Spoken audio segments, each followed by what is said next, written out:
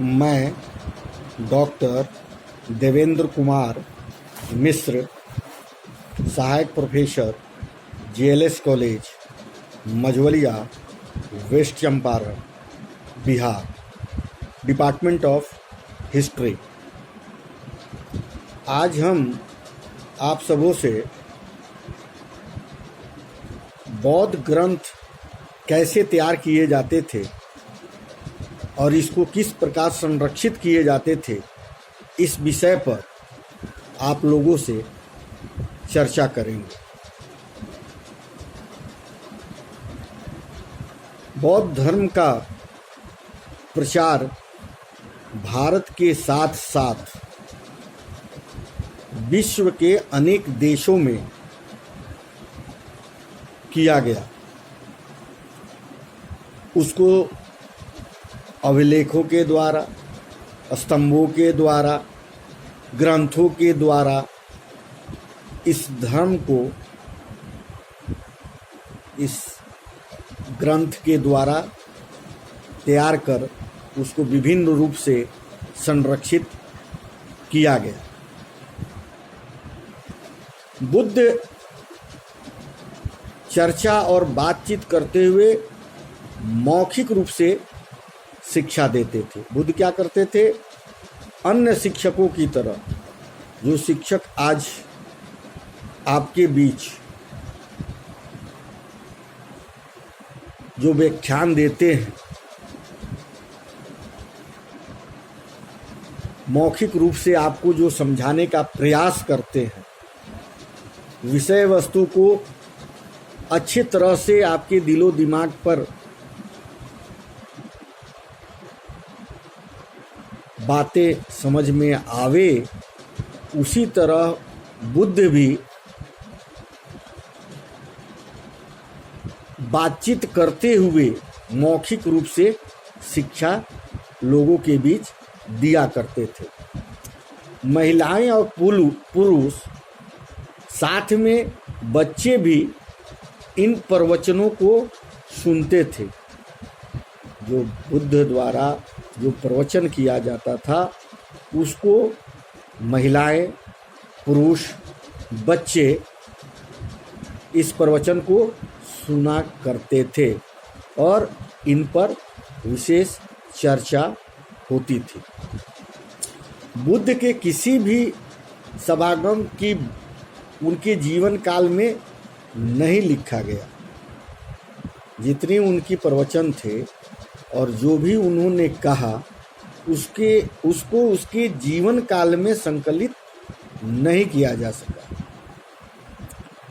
उनकी मृत्यु के बाद 5वीं या 4वीं सदी ईसा पूर्व उनके शिष्यों ने ज्येष्ठों या ज़्यादा वरिष्ठ श्रमणों की एक सभा वेसली, बिहार स्थित वैशाली का पाली भाषा के रूप में बुलाई। वहाँ पर ही इसके शिक्षाओं का संकलन किया गया।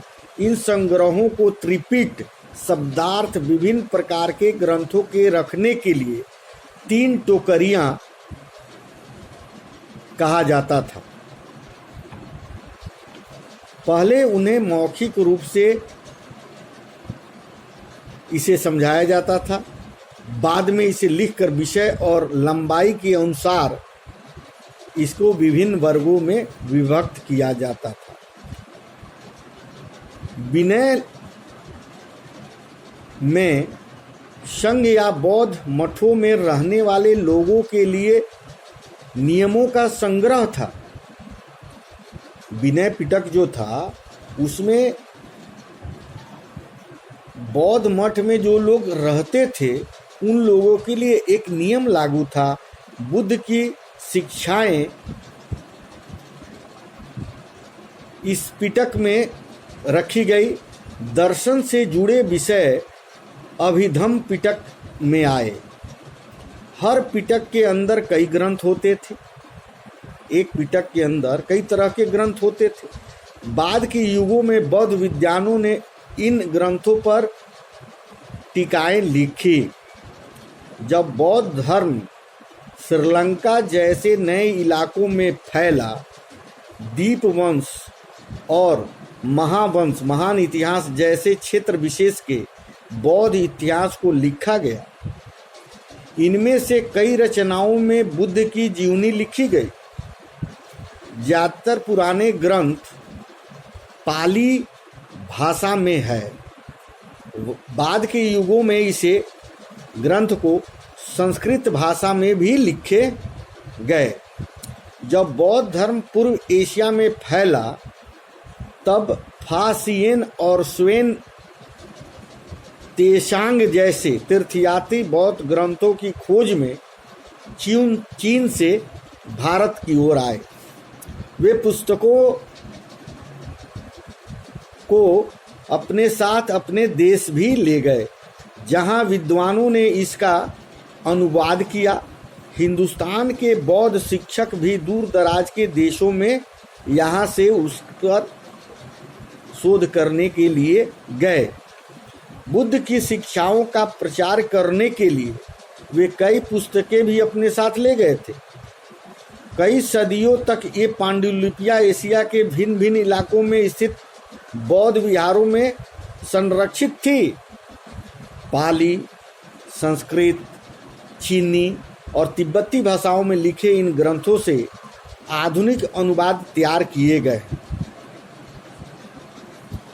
संस्कृत में लिखी बौद्ध पांडुलिपि लगभग 12वीं सदी में की गई। बौद्ध धर्म का प्रचार कलिंग युद्ध के पश्चात सम्राट अशोक को इस तरह से झकझोर के रख दिया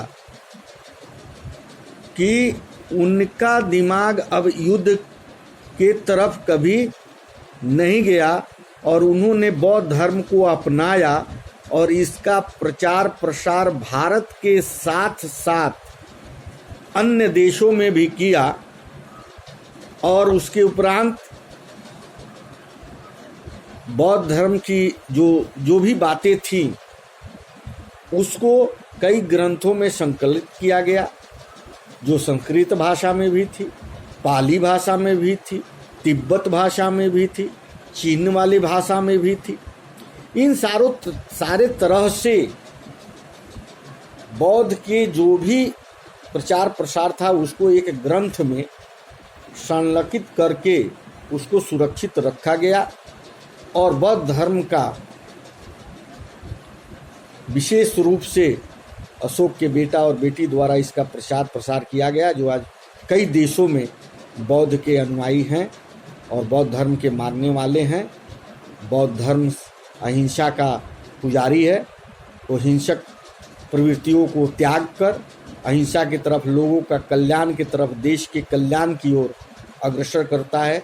विशेष बातें हम अपने अगले व्याख्यान में आप लोगों से करेंगे। तब तक के लिए धन्यवाद।